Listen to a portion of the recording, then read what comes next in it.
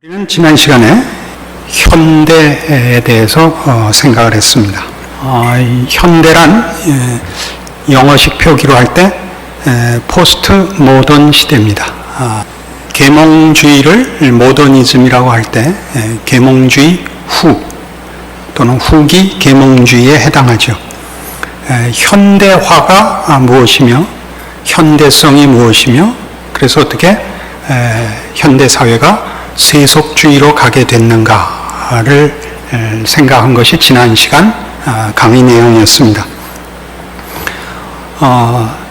모든 가치와 보편성을 해체하려는 사고와 흐름을 가지고 있는 것이 현대사회의 포스트 모더니즘의 특징입니다.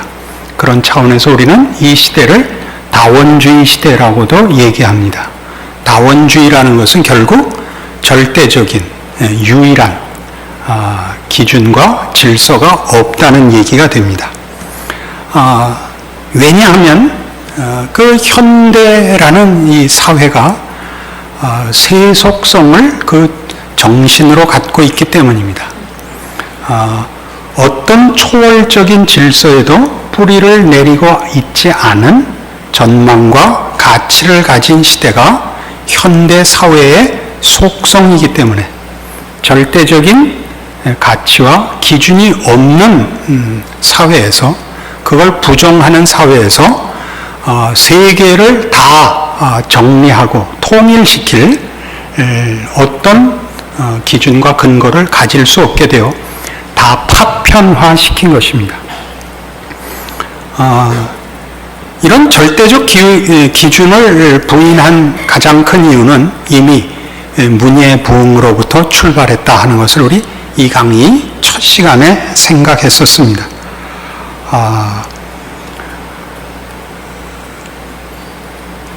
중세 교회가 기독교 신앙으로 사람들을 억압하고 강요했다고 생각을 하기 때문에 특히 기독교에 대하여 반발하고 거부를 해서 현대사회는 다른 어떤 종교에 대해서가 아니고 기독교에 대하여 특히 적대적입니다. 그래서 이 다원화된 세상 속에서는 모든 종교를 인정을 하죠. 그 모든 종교를 인정하는 배후 속에는 기독교 신앙의 유일성에 대한 거부가 그렇게 드러나고 있는 것입니다. 그래서 타 종교에 대해서는 굉장히 호의적입니다. 특별히 서구 문명이 이 계몽주의 이래로 가졌던 이 실패와 좌절로 인해서 정신적인 면에서 말이죠. 동양 정신에서 답을 찾으려는 시도가 서구에서는 이미 오래전부터 하나의 그 붐으로 일어나고 있는 것을 여러분 보실 겁니다. 동양 정신이라는 것은 관념에 관한 것입니다. 인격적인 신이 없는 신입니다. 불교를 예로 들자면 석가를 믿는 게 아니고 석가가 깨우친 그 도, 그 경지가 말하자면 그 종교의 궁극적인 경지이죠. 우리가 기독교적 이해로 자연을 이해하는 것은 자연이 하나님이 만드시고 하나님이 다스리시는 영역이요. 여기에서도 하나님의 통치와 하나님의 주권이 인정되는 곳입니다. 그러나 동양 사상에서의 자연, 소위 말하는 무위 자연은 개인이 개인의 특성을 고집하여 싸움이 생긴다고 보고 근원적인 정신과 경지로 회귀하는 것, 환원되어 거기에 자기가 귀속됨으로써 나도 없고 너도 없는, 그래서 분쟁도 시기도 욕심도 없는 경지를 얘기하는 것이 동양 종교요, 동양 사상입니다. 서양이 그 개인주의와 혹은 합리주의 등을 통하여 개인의 개성과 특성을 강조하여 펼쳤던 그런 사고들로부터 이제 그 좌절을 맛보고 거기에서 실패하여 동양 정신 속에서 그 답을 찾으려고 하는 이런 움직임들에 대해서도 우리가 알고 있어야 됩니다. 지금 설명드린 대로 지금 우리가 다루는 이 내용의 기본적인 시각은 서구 문명, 서구 문화, 서구 사상을 기점으로 하고 있는 것입니다.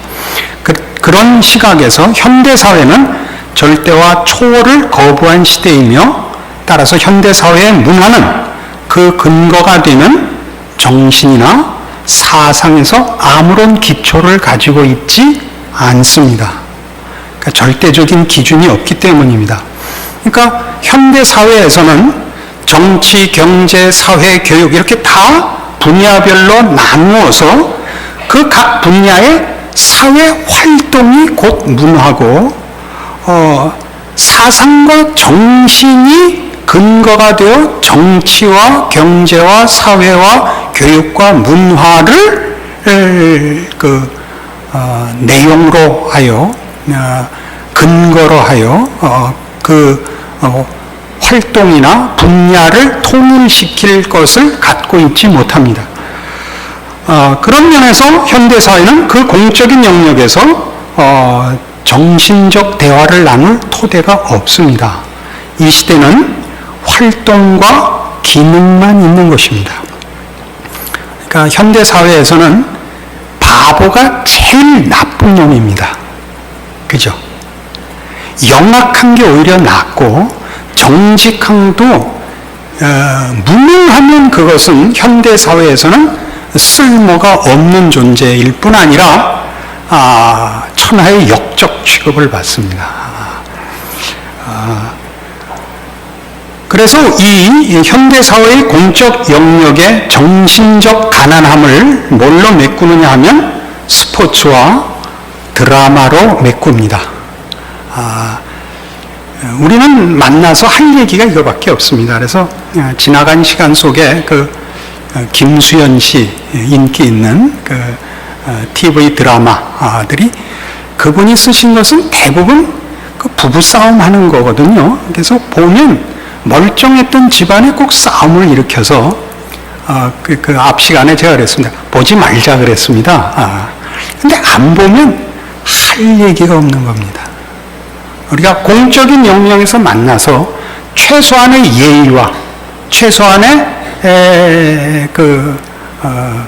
교양을 나타낼 수 있는 것이 이런 얘기밖에 없는 겁니다. 박찬호가 이번에도 마이너리그에서 또 졌대요. 이거 큰일 나지 않았어요? 이런 얘기나 이번 드라마에 거침없이 하이킥 빼놓으면 할 얘기가 서로 없다니까요. 그 이상의 얘기를 하면 다원화된 사회의 틀을 깨는 것이 된다고요. 그러니까 지금 이 다원화된 사회에서 제일 적응하지 못하는 게 기독교거든요. 기독교는 아직도 우리만이 옳다, 내 말을 믿어라, 당신 죄인입니다, 예수 믿고 나랑 천국 갑시다. 그러기 때문에 결국 어디까지 왔냐면 여러분도 잘 알다시피 이제 반기독교 운동이 굉장히 거세졌습니다.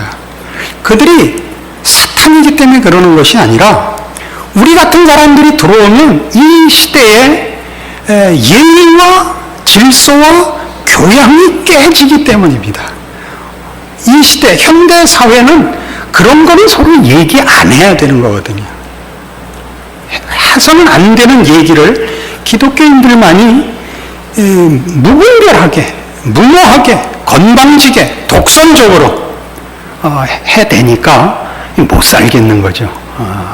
그래서 우리 기독교인들이 이 시대에서 기독교인인 것을 증거하며 또 복음을 전하기 위해서는 어떻게 해야 하는가 하는 문제에 대해서는 사실 좀 많은 생각을 해야 됩니다.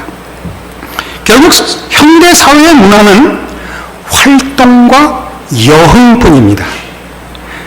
원래 문화라는 것은 인간의 정신적, 지성적 활동을 말합니다. 그러나 이 시대는 정신과 사상이 없는 시대입니다. 오직 실용성과 유용성 외에는 따지지 않는 사회이기 때문에 이 현대사회가 만들어내는 문화는 이 활동과 여흥 외에는 아무것도 없습니다. 우리가 잘 알만한 예를 하나 더 들어보면 이렇습니다. 요즘 만들어지는 영화들을 보시면 헐리우드 영화를 기준합니다만 스토리가 굉장히 간단합니다. 킹콩 그러면 어느 이상하게 고립된 그 섬이 하나 있는데 빙하기에 어떻게 거기는 모면을 했는지 아직 그 옛날 고생물들이 살아 있어서 어떻게 우연히 찾아 들어갔다가 그 거대한 킹콩을 끌고 도시에 나와서 도시에서 난장판을 부리다가 이제 나중에 죽는 간단한 스토리입니다. 그러면 남은 시간은 뭘로 때우느냐 하면 스토리 내에 어떤 정신적, 윤리적, 고급한 어떤 내용이 들어서 한 개인이 고민하고 갈등하고 결정하고 그래서 생겨나는 일들에 대하여 어떻게 사람 사는 얘기가 교훈적으로 또는 정신적으로 이렇게 결실하는 그런 스토리를 가지는 것이 아니라 볼거리로 채우는 거죠. 전부 볼거리로 채운단 말이에요. 볼거리로 채웠기 때문에 어떤 문제가 생기느냐 하면 옛날 영화들은 스토리가 다 생각이 났습니다. 그 다음에 이렇게 됐지. 그 다음에 저 사람이 배신을 했지. 근데 알고도 모른 척 했지. 나중에 알게 됐을 때 상대방이 왜 그때 모른 척 했어요? 벌써 알았으면서. 근데 씩 웃었지. 뭐 이렇게 반추가 됐는데 지금은 어떻게 되냐면 그 영화를 다시 보면 아니 이런 장면이 있었나? 생전 처음 보는 것 같지 않아요? 얼마 전에 케이블 TV에서 쥐라기 공원 3을 해줬어요. 생전 처음 보는 것 같아요. 근데 가만히 보니까 몇 군데가 기억이 나요. 이게 본 영화예요. 근데 90%가 생각이 안 나요. 왜냐면 다 볼거리고 스토리와 간단한 스토리에 붙여졌던 장면들이기 때문에 그게 유추할 수가 없는 거예요. 그 장면을. 그러니까 지금은 우리 시대가 그렇게 됐다고요. 우리의 삶에 있어서도 사람들의 자랑은 뭐 어디를 여행을 갔다 왔다, 어디 가서 잘 놀고 왔다가 있지. 그래서 정신적으로 어떤 도움을 받고 어떤 깊은 생각을 하게 되고 자기를 돌아보게 되었다라는 얘기는 여러분 들어본 적도 없고 할 만큼의 생각을 요구받은 적이 없으실 것입니다. 이것이 현대사회입니다. 이러한 현대사회의 특징은 사람들에게 이런 두 가지 부작용을 낳았습니다. 이것만 없으면 현대사회에 대해서 우리는 뭐 불평을 할 필요가 없습니다. 그건 뭐냐면 상실감과 소외감입니다. 이 상실감과 소외감은 인간이 인간성으로 대접을 받는 것이 아니라 기능으로 대접받고 기능으로만 요구받기 때문에 생기는 인간성에 대한 상실감, 개인의 존엄성에 대한 상실감입니다. 또한 사회 구조 속에 우리가 한 부속품으로 들어있습니다. 익명성으로 존재한다라고 전문적인 용어로 말합니다. 우리는 우리로 존재하지 않고 말하자면 어느 교회, 어느 회사 이렇게 존재하죠. 삼성그룹에 다닌다, 현대그룹에 다닌다 이렇게 되어 있지 나는 누구다라는 것은 우린 더 이상 그렇게 해서는 서로 모릅니다. 그리고 그걸 알기 위해서 서로 뭐 3박 4일 동안 합숙을 한다든가 하는 일들은 더더욱 꿈도 꾸지 않고 있습니다. 이런 인간성에 대한 상실감과 개인의 가치가 사회 구조 속에 함몰돼 버린, 그래서 가지는 소외감, 이런 것들은 우리들로 하여금 이렇게 사는, 현대 사회에서 요구하는 식으로 사는 우리의 존재와 인생에 대해서 마음속 깊은 불만을 가질 수밖에 없고 회의를 가질 수밖에 없습니다. 그러니까 현대 사회에 대한 우리의 기독교의 비평은 그렇습니다. 인간이 그거밖에 되지 않는단 말이냐? 그렇지 않다 하는 것이죠. 우리 기독교가 가진 인간에 대한 평가나 인간의 존재와 인생에 대한 신앙적 약속들은 비교할 수 없이 존엄하다, 가치 있다, 행복하다 이거죠.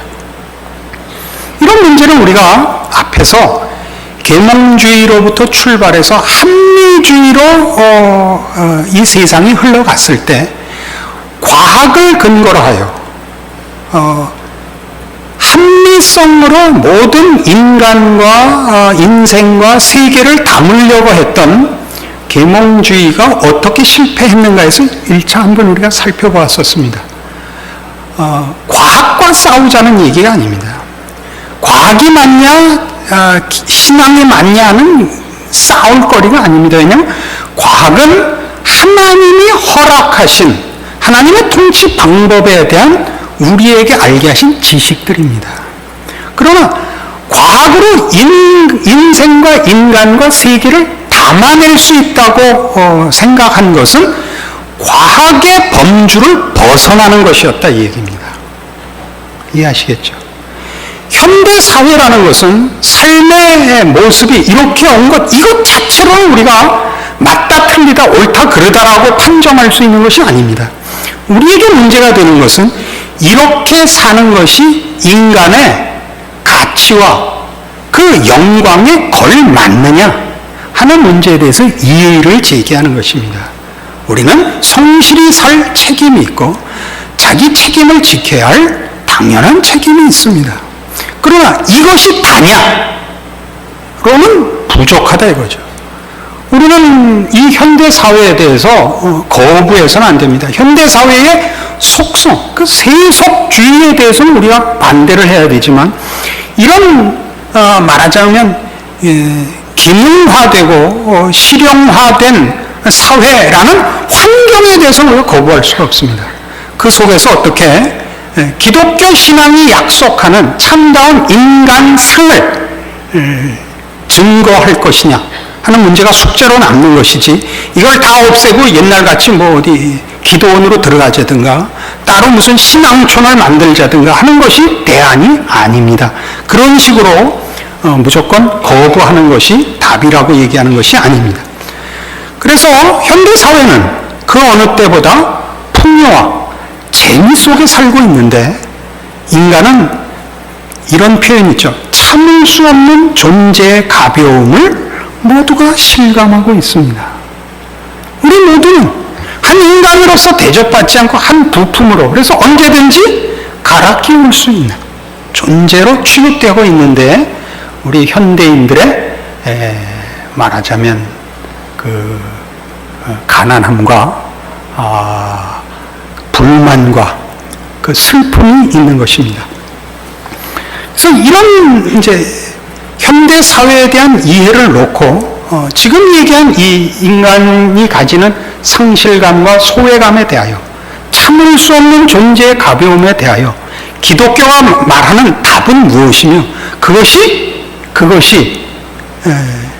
나의 존재와 인생 속에 실현 가능한 얘기인가 하는 대로 이제 돌아와야 될 것입니다.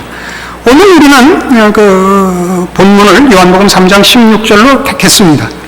여기 하나님이 인간을 구원할 때 성경이 제일 많이 강조하는 게 뭐냐면 하나님이 인간을 사랑해서 구원했다는 것입니다. 그리고 사랑해서 구원을 하여 영생을 주셨다고 하는 사실입니다. 근데 영생에 관한 내용을 이제 더 깊이 살펴보면 자명해지지만 사랑한다는 표현은 기능적이지 않습니다. 그러니까 성경이 사랑을 제일 앞장세워서 기독교 신앙을 설명하는 대표적 특성으로 내세우는 것은 너무나 굉장한 것입니다. 안 그렇습니까?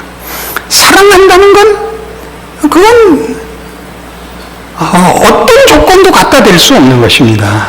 여러분 이제 제 나이 이상 되신 분들은 다 손주들을 보셨을 텐데 손주같이 이쁜 존재는 세상에 없습니다. 왜 이쁘냐 이렇게 물으면 그 사람이 바보입니다. 그건 이쁘게 생겼거나 이쁜 짓을 하는 게 아닙니다. 제가 아는 그 선배 목사님 두 분이 같은 차를 타고 가다가 손주 자랑을 서로 한 거예요. 손주 자랑을 하다 한 분이 직접 전화를 했어요. 들어봐. 전화기를 갖다 준 거예요. 들어오니까 아무 소리도 안 나더래요. 아무 소리도 안 나는데 숨소리 안 들려? 이렇게 사랑하는 거예요. 이렇게 사랑하는 거예요. 하나님은 우리를 그렇게 사랑한다는데 기독교 신앙에 위대함이 있습니다.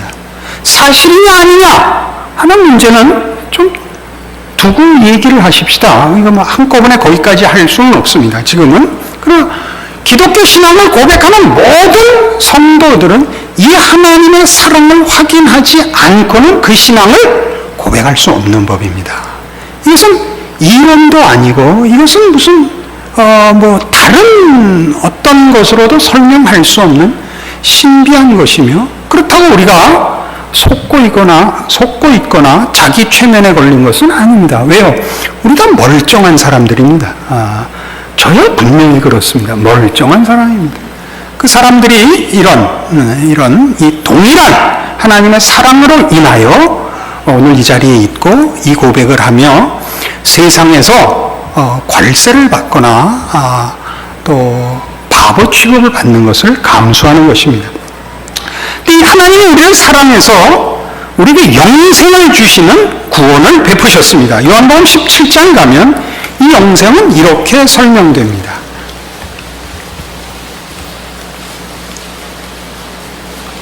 17장 3절입니다.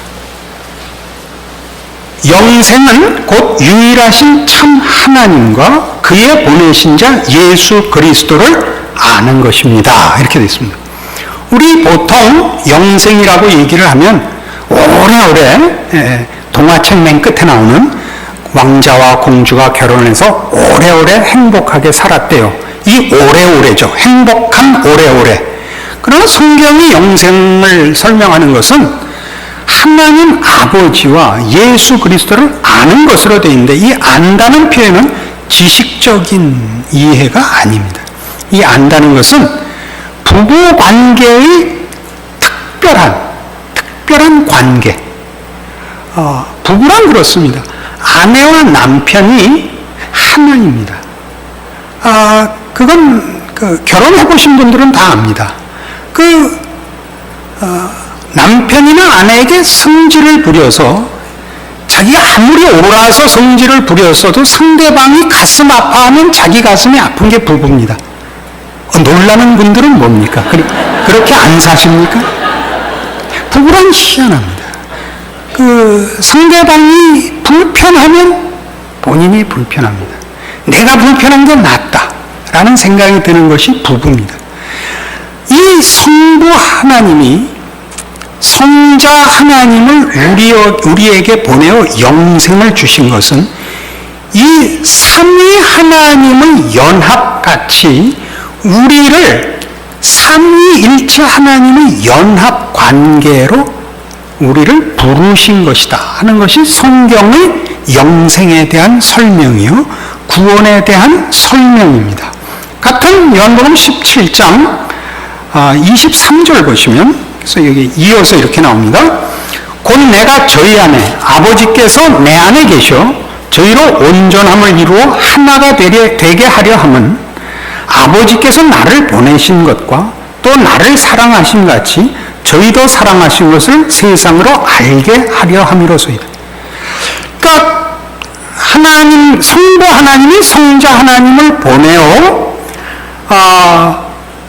구원 얻을 우리를 하나가 되게 해요. 이 하나가 되게 한다는 말 속에는 성부 하나님과 성자 하나님의 하나 되심의 관계 속으로 불러 우리를 하나 되게 한다는 뜻입니다.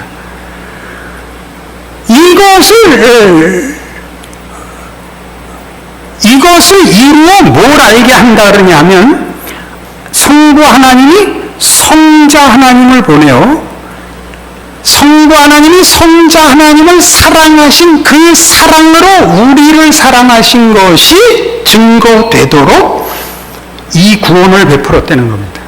그러니까 이 구원은 성자 예수님이 오셔서 우리를 위하여 죽으심으로, 말하자면 우리가 성부 하나님께 성자 하나님의 귀한 만큼 우리가 귀하다는 뜻이요, 성자 하나님과 성부 하나님의 각별한 못지않게 우리를 성부, 성자, 성령 하나님의 각별한 연합으로 부르시는 구원이라는 설명입니다. 놀라운 문제입니다. 이 문제를 누구는 이렇게도 얘기를 합니다. 창세기에 등장하는 인간에 대한 창조 기사에서 우리가 우리의 형상대로 우리를 따라 사람을 만들자 할 때 창조 기사에 늘 말하자면 단수로 등장하시던 하나님이 복수로 등장을 하시는 것을 근거로 하여 하나님의 형상은 아마 삼위 하나님의 연합과 교제의 각별함이 그 하나님의 형상의 가장 대표적인 것일 것이라. 그래서 부부를 주신 것이다. 인간을 창조할 때 남녀로 허락하사 그 각별한 관계성으로 우리를 만드셨다. 이렇게 이해하는 학자도 있습니다. 이 23절에 있는 이 내용을 우리가 조금 더 이해하기 위해서 앞에 구절을 보시죠. 21절을 보십시다. 아버지께서 내 안에 내가 아버지 안에 있는 것 같이 저희도 다 하나가 되어 우리 안에 있게 하사 세상으로 아버지께서 나를 보내신 것을 믿게 하옵소서. 내게 주신 영광을 내가 저희에게 주었사오니 이는 우리가 하나가 된 것 같이 저희도 하나가 되게 하려 함이니이다. 이게 참 놀라운 내용들입니다.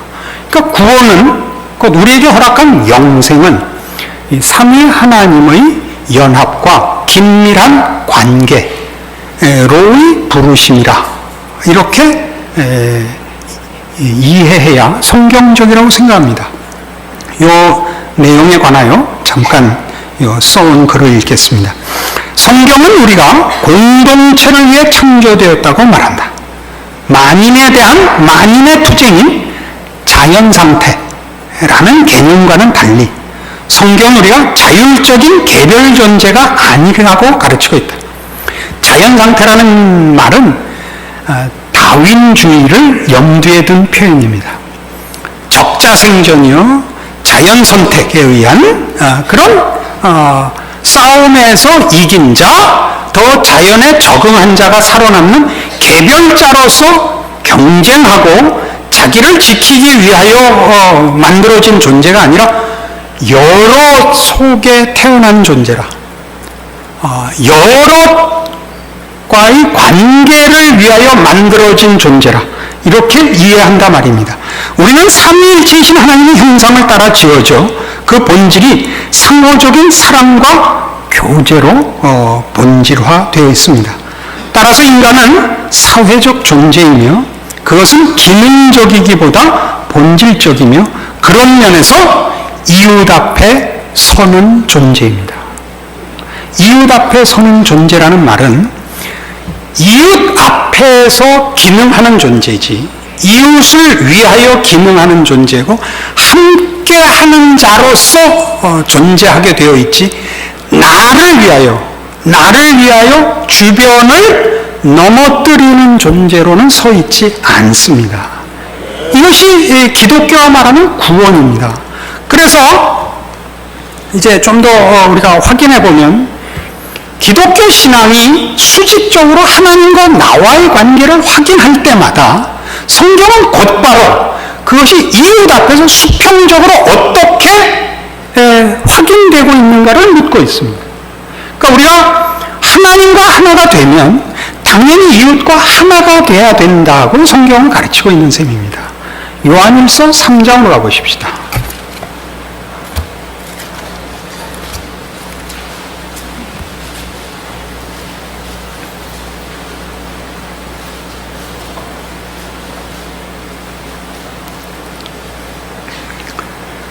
요한일서 3장 14절입니다. 391페이지 신약 성경입니다. 우리가 형제를 사랑함으로 사망에서 옮겨 생명으로 들어간 줄 알거니와 사랑치 아니하는 자는 사망에 거하느니라. 그 형제를 미워하는 자마다 살인하는 자니 살인하는 자마다 영생이 그 속에 거하지 아니하는 것을 너희가 아는 바라. 그러니까 영생이 없다는 건 무슨 뜻이죠 지금? 하나님과 관계가 없는 사람입니다.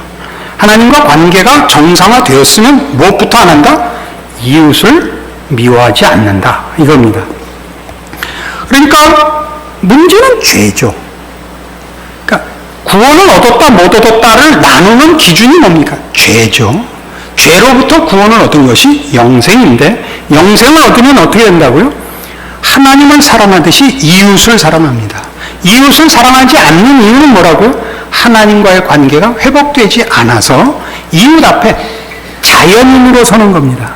죄인으로 서는 겁니다. 그때 우리는 자신을 위하여 옆에 사람과 무한 경쟁 상태에 놓인 죄인으로 존재합니다. 그러나 기독교 신앙은 우리로 하여금 하나님과 화목되자 이웃과 화목하는 자로 만든다고 합니다. 하나님으로부터 소외된 상태, 그리고 동료 인간으로부터 소외된 상태, 바로 이것을 복음이 문제 삼고 있는 것입니다.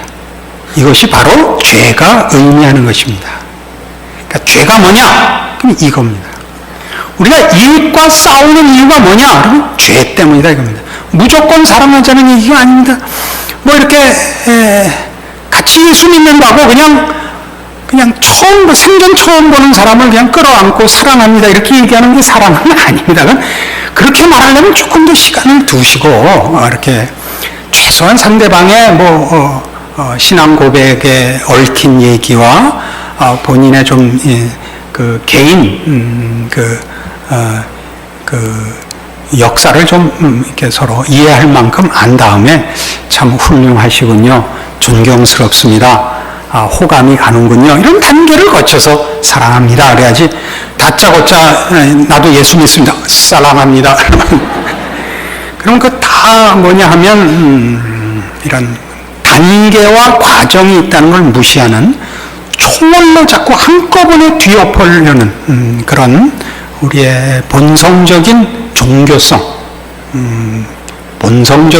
기독교성이 아닌 겁니다.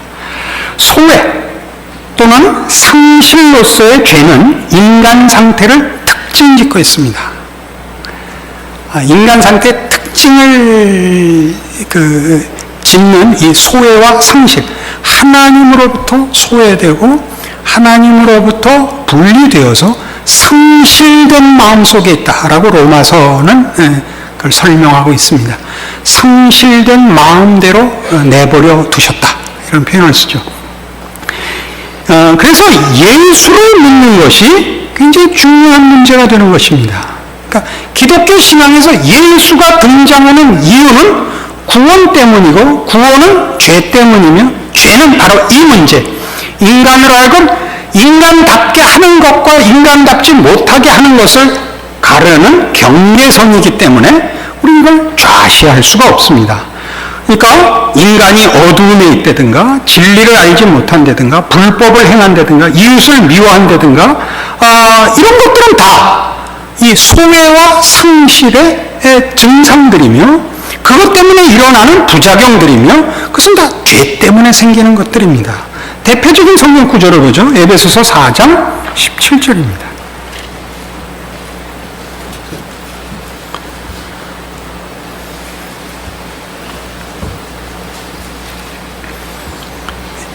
신약성경 314페이지 에베소서 4장 17절. 그러므로 내가 이것을 말하며 주 안에서 증거하노니 이제부터는 이방인이 그 마음에 허망한 것을 행함 같이 너희는 행하지 말라.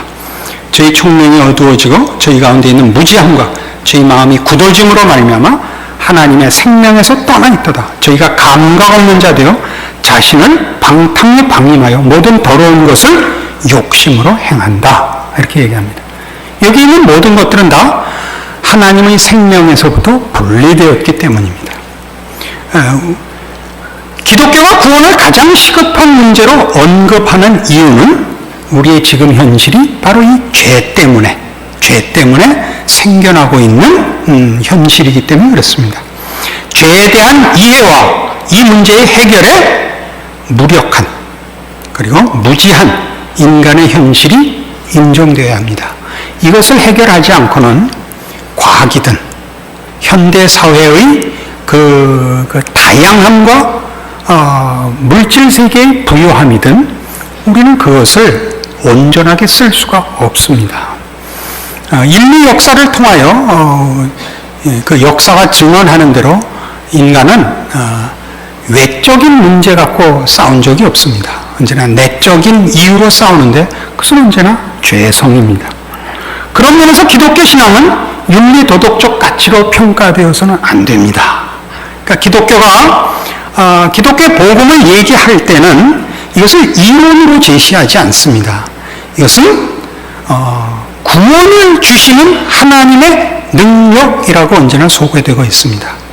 그것은 우리 로마서 1장에 나오는 대로 내가 복음을 부끄러워하지 아니하노니 이 복음은 모든 믿는 자에게 구원을 주시는 하나님의 능력이 됨이라 라고 얘기합니다. 그래서 우리가 이 현대 사회에 살든 고대 사회에 살든 그 사회의 그때 문명 정도나 혹은 문화의 차이나 무슨 민족성이나 환경이나 이런 어떤 것으로도 말하자면 인간된 진정한 가치와 또는 한 인생과 혹은 그 사회와 그 시대에 대하여 답을 낼 수 없다 하는 것을 우리 기독교인들이 알고 있습니다. 세상은 모르고 있습니다. 그래서 우리는 이 예수를 믿는다는 것이 바로 이런 차원에서 모든 인류를 보는 그 안목에서 역사와 세계를 보는 그 시각에서 하나님의 사람으로서 하나님의 통치 아래에서 가지는 우리의 답과 이해가 있습니다. 이것을 하나님께서 이 자연계를 만드시고 역사를 인도하고 계시다는 것을 인정하여 하나님께서 우리를 들어 우리 시대와 우리의 사회 속에서 내가 몸담은 사회 속에서 어떻게 하나님의 일을 하시는가에 나를 맡기는 신앙적인 이해와 지식이 아주 급한 실정입니다. 우리는 아직까지도 이 변천하는 사회 속에서 우리의 기독교 신앙이 그저 옛날과 똑같은 그 시대와 그 사회와 그 문화와 그 관심이 이렇게 변화된 속에서도 오직 하나밖에는 할 줄 모릅니다. 그것 갖고도 하나님이 일하십니다, 물론. 그러나 이런 초월 일변도의 우리의 기독교 증언, 우리의 신앙의 주장들이 그렇게 초월 일변도로 감으로써 자연을 담아내지 못한다면 이게 문제죠. 자연을 담아내고 그 담아낸 설명을 할 수 없다면 사실 우리는 하나님이 일하시는 방법에 대하여 무지한 것이요, 무책임한 것이요, 믿음이 없는 것이 됩니다. 하나님이 일하시는 방법, 초월을 쓰시지만 자연을 통해서도 일하신다는 사실에 대하여 우리 신자들이 더 깊은 이해와 부요한, 풍성한 신자의 증언들을 할 줄 알아야 할 것입니다. 골로새서 3장에 가시면 에베소서 다음에 빌립보서 그 다음 골로새서입니다. 골로새서 3장 9절부터 이런 말씀이 나옵니다. 너희가 서로 거짓말을 말라 옛사람과 그 행위를 벗어버리고 새 사람을 입었으니 이는 자기를 창조하신 자의 형상을 쫓아 지식에까지 새롭게 하심을 받는 자니라. 거기는 헬라인과 유대인이나 할레당과 무할레당이나 야인이나 수구디아인이나 종이나 자유인이 분별이 있을 수 없나니 오직 그리스도는 만유시요 만유 안에 계시니라. 그리스도는 만유시고 만유 안에 계십니다. 이 그리스도가 만유라는 이 그리스도 안에 온 세계와 온 인류와 온 역사가 그 안에 자리 잡아 종합이 된단 말입니다. 예수는 우리에게 구원을 주셨을 뿐만 아니라 그 구원이 모든 인류와 역사와 세계를 종합하는 영역이요 질서라는 것입니다. 우리는 바로 이 부분을 놓치는 것 같습니다. 고린도 후서 5장에 가서 보시죠. 291페이지 고린도 후서 5장 15절 말씀부터 봅시다. 저가 모든 사람을 대신하여 죽으심은 산자들로 하여금 다시는 저희 자신을 위하여 살지 않고 오직 저희를 대신하여 죽었다가 다시 사신 자를 위하여 살게 하려 함이니라. 그러므로 우리가 이제부터는 아무 사람도 육체대로 알지 아니하노라. 비록 우리가 그리스도도 육체대로 알았으나 이제부터는 이같이 알지 아니하노라. 그런즉 누구든지 그리스도 안에 있으면 새로운 피조물이라. 이전 것은 지나갔으니 보라 새 것이 되었도다. 모든 것이 하나님께로 났나니 저와 그리스도로 말미암아 우리를 자기와 화목하게 하시고 또 우리에게 화목하게 하는 직책을 주셨으니 이는 하나님께서 그리스도 안에 계시사 세상을 자기와 화목하게 하시며 저희의 죄를 저희에게 돌리지 아니하시고 화목하게 하는 말씀을 우리에게 부탁하셨느니라. 그러니까 기독교 신앙이 뭐냐? 여러분, 하나님과 화목하는 것이고 모든 사람으로 하나님과 화목하도록 부르는 일입니다. 기독교 신앙이며 신자의 최우선하는 책임입니다. 우리는 보통 전도라고 얘기합니다. 근데 이 전도는 말하자면 예수를 믿어 구원을 얻는 것이고, 구원을 얻는다는 것은 이 하나님과 화목하는 것이요, 이 하나님과 화목하기에 예수 안에 들어오는 것입니다. 예수 안에 들어오로 모두가 화목하게 되는 것입니다. 화목이란 말을 쓰니까 조금 이렇게 표현이 어떤 너무 관념적이고 감정적이고 이렇게 이해할 수 있는데 그런 의미가 아니라 비로소 예수 안에서만 우리는 모든 사람이 그 다양함과 그 다른 개성에도 불구하고 통일될 수 있단 말입니다. 예수 안에서만. 이를 위하여 우리가 복음을 전하는 자이기 때문에 이 통일로 부르고 있고 이 화목으로 부르고 있기 때문에 거기서 싸우시면 안 되는 겁니다. 왜냐하면 예수님이 우리랑 싸우러 처음에 오시지 않았기 때문입니다. 예수님은 다 당하시고 죽으심으로 우리를 그 품 안에 다 품으사 하나님의 구원으로 우리를 하나 되게 하셨습니다. 조금 더 보죠. 에베소 1장으로 가보시죠. 이렇게도 설명이 됩니다. 구원에 대한 이 이해가 아주 꼭 필요합니다. 310페이지 에베소 1장 7절입니다.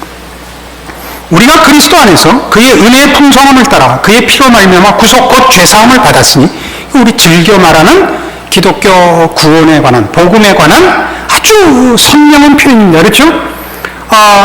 죄사함, 그의 피로 구속 곧 죄사함을 받았으니 이는 그가 모든 지혜와 총명으로 우리에게 넘치게 하사 그 뜻의 비밀을 우리에게 알리셨으니 곧 그 기쁘심을 따라 그리스도 안에서 때가 찬 경륜을 위하여 예정하신 것이니 하늘에 있는 것이나 땅에 있는 것이 다 그리스도 안에서 통일되게 하려 하십니다.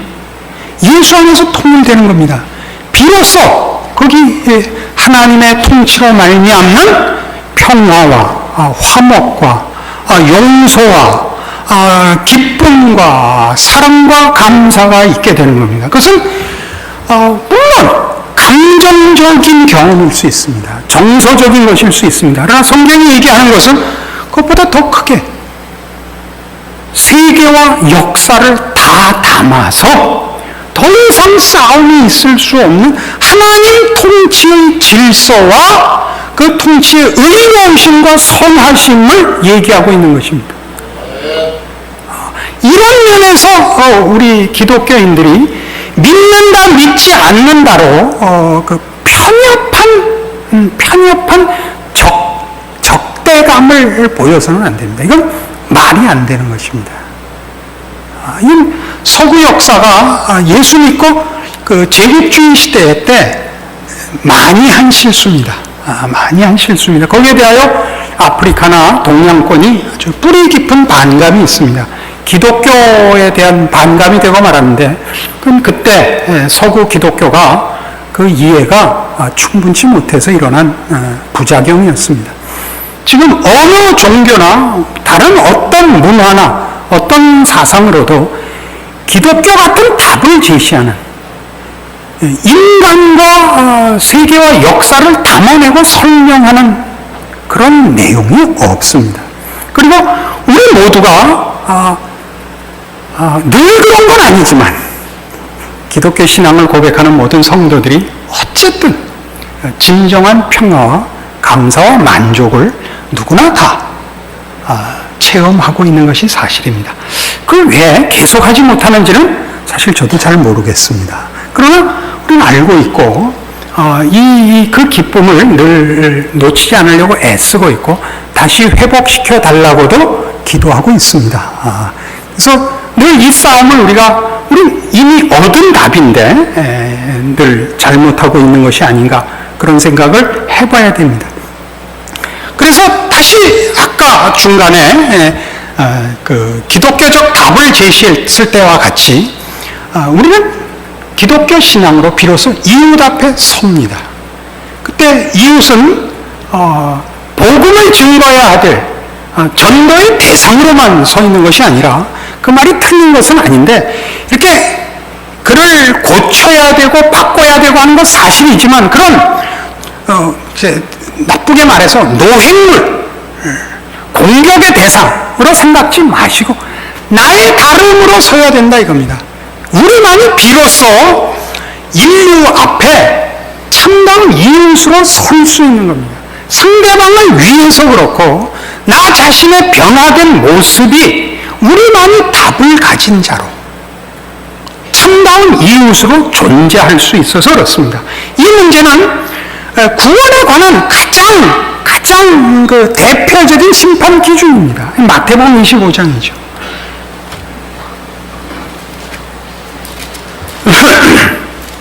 예수님께서 이제 잡히시기 전에 마지막으로 그 제자들을 교훈하시면서 그게 무슨 비유를 하셨느냐 하면 마태복음 25장 31절 이하에 마지막 심판 때 내가 이렇게 할 것이다.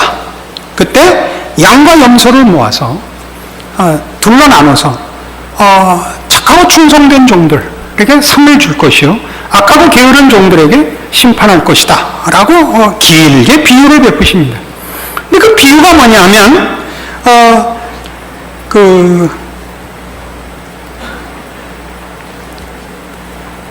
37절부터 보죠. 이에 의인들이 대답하여 가로되 주여 우리가 어느 때 주의 줄이신 것을 보고 공개하였으며 목마르신 것을 보고 마시게 하였나이까?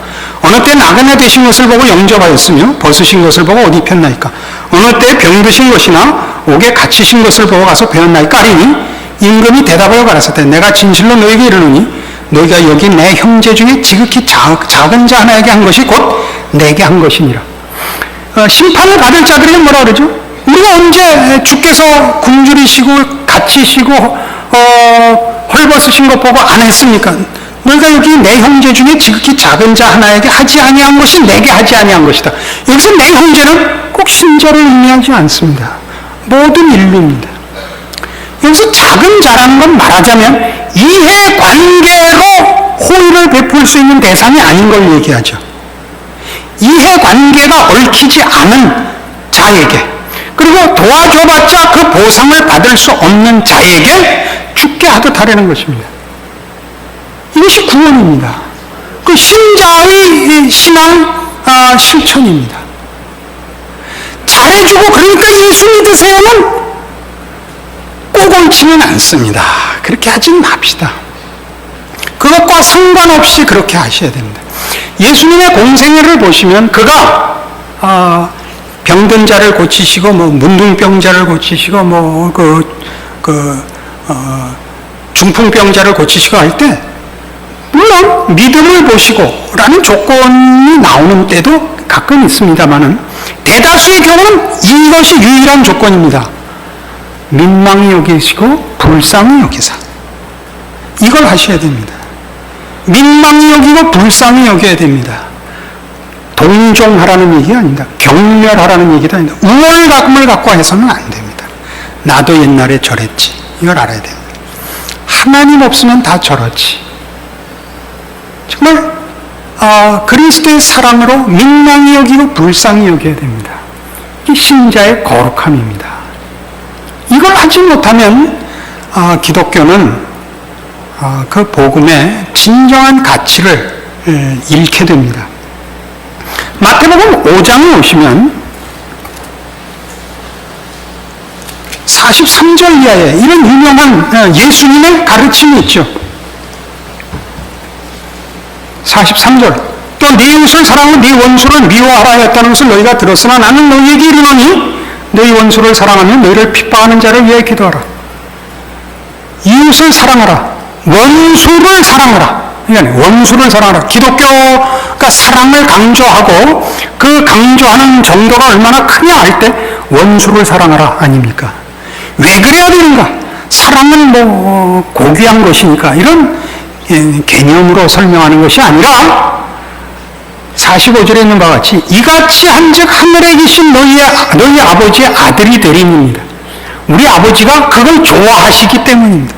아버지를 닮으십시오. 이게 기독교 신앙입니다. 이해관계나 논리를 뛰어넘으셔야 됩니다. 이는 하나님이 그 해를 악인과 선인에게 비추게 하시며 비를 의로운 자와 불의한 자에게 내려오심이니라. 하나님은 관용의 하나님입니다. 긍휼히 여기시는 하나님이며 오래 참으시는 하나님이며 모두가 구원받기를 원하시는 사랑의 하나님입니다. 신자들은 당연히 그래야 합니다. 법과 질서가 없어도 좋다라는 뜻은 아닙니다. 오른편 뺨을 때리면 왼편 뺨을 대라 때문에 도둑놈이 들어오면 물건 싸줘라 이렇게까지 이제 확대 해석하는데 그런 건 아닙니다. 그건 당연히 붙잡아서 경찰에 넘기셔야 됩니다. 욕은 하지 말라 이거. 때리지도 마시고 좋게 붙들어 매서 경찰에 넘기십시오. 어떤 경우든 인간은 그 죄 문제를 해결하고서야 인간성의 회복과 참다운 자리를 찾게 되고 그러기 위해서 예수의 존재와 필요성은 유일무이한 것이 됩니다. 그러니까 우리가 예수를 외치는 이유는 이 이유 때문입니다. 예수 때문에 우리가 이 구원을 얻었고 이 참다운 하나님의 형상의 인간의 자리를 그 인간성을 회복하고 그 영광의 자리를 찾게 되었습니다. 이것이 우리로 하여금 신앙을 유지케 하고 신앙을 실천케 하며 하나님 앞에서와 똑같이 이웃 앞에서 우리의 자리를 책임지게 합니다. 이렇게 우리 자리를 책임져야 합니다. 그래서 이 세상이 가지는 계몽주의에서 합리주의로 모든 답을 얻어내려고 했을 때나 다원화된 지금 이 현대 사회에서 아무리 물질 문명이 발달하고 인간이 고도의 지식과 정보를 가질지라도 양자 동일하게 죄를 해결하지 않고는 답이 없다. 죄를 해결하지 않고는 답이 없다. 물질의 풍요가 죄가 아닙니다. 과학이 기독교 신앙과 어긋나고 있는 것 아닙니다. 그러나 그걸 죄인이면 과학이든 물질이든 잘못 쓰게 되어 있습니다. 우리는 얼마든지 죄인된 자리를 벗어나지 않고는 윤리를 논하든 도덕을 논하든 선을 논하고 의를 논해도 그 싸움이 생긴다는 사실을 압니다. 그러니까 거긴 왜 그럴 수밖에 없냐 하면 하나님 삼위일체의 연합과 그 관계의 거룩하심과 충만하심에 대한 아무런 내용이 없기 때문입니다. 구원을 얻어야, 영생을 얻어야 이 충만과 이 만족이 우리로 하여금 모든 것을 비로소 포용할 수 있게 하는 것입니다. 그래서 우리 신자들은 우리의 신앙 고백의 내용을 그 고백을 얻어낸 감격과 그 고백이 가진 확인들을 자꾸 드라마틱하게 간증하는 것으로 그 색깔을 좀 진하게 해서 원색화해서 기독교를 소개하려고 하는 일을 이제 좀 그만하시고 그건 늘 필요합니다. 왜냐하면 그것이 일을 하곤 하고 그렇게 기독교에 입문하는 방법이기도 합니다. 그러나 다는 아닙니다. 우리 보다 깊고 전인격이 동원되고 삶의 전 영역을 담아내는 고급한 지식이나 지혜나 지성이나 인격성을 동원해서 기독교를 소개해야 될 책임도 아울러 가지고 있다는 걸 알아야 합니다. 우리는 논리성 하나로 혹은 나의 종교적 도덕성 하나로 상대방을 항복시킬 수 있다고 믿어서는 안 됩니다. 하나님이 어떻게 일하실지 우리는 모릅니다. 그래서 우리는 무지개가 빨주노초 파남보인 것 같이 원색적인 기독교 복음을 증거하는 일에 대해서도 우리는 그 부분을 인정합니다. 그러나 거기서부터 시작해서 빨주노초 파남보까지 있어야 됩니다. 빨주노초 파남보 보라쯤 오면 상당한 지성과 지식과 인격이 동원되는 그런 기독교에 대한 증언도 거기 한 몫을 하고 있을 것입니다. 지금 한국 교회의 기독교 신앙에 대한 증언들은, 복음에 대한 열정들은 다 치열하기만 합니다. 다 분명하기만 합니다. 그것이 가지는 깊이와 높이와 넓이를 세계를 담아내고 인간을 항복시킬, 인격을 항복시킬 보다 고급한 여러 요소들을 한국교회가 전혀 관심을 가지고 있지 않은 현실이기 때문에 이대로 가다가는 저희 때는 원색성으로 기독교를 지키고 증거하던 시대였습니다. 그러나 사회가 이렇게 현대화되고 다원화되면 그 모두를 항복시킬 이 보자기가 분명하고 치열하기보다 이제 넓어야 될 책임을 통감하는 것입니다. 그 필요를 통감하는 것입니다. 그러니까 이제 한국 교회의 미래를 짊어질 청장년 여러분, 나이 드신 여러분, 이 책임이 여러분들의 시대에 크게 교회의 책임으로 우리에게 주어진 줄 아십시오. 이 책임은 동시에 우리의 특권이며 하나님의 통치하심과 함께하심과 세계와 역사를 주관하심을 그 임재를 확인하는 여러분 삶의 신자로서의 기적이기도 할 것입니다. 기도하십시다. 하나님 아버지의 은혜를 감사합니다.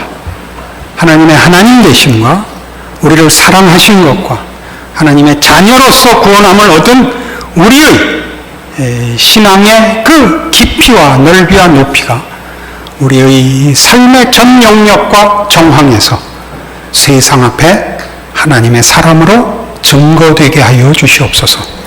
더 열심히, 더 깊이, 그리고 더 놀랍게 하나님의 무한하심과 충만하심으로 우리의 믿는 기독교 신앙의 정수인 그 영생의 생명됨과 부요함으로 우리의 자리매김을 하여 우리가 잊고 우리가 살아가는 삶의 그 전 생애 위에 하나님이 함께 하시는 기적으로 증언하며 결실하며 자랑하며 살도록 축복하여 주시옵소서.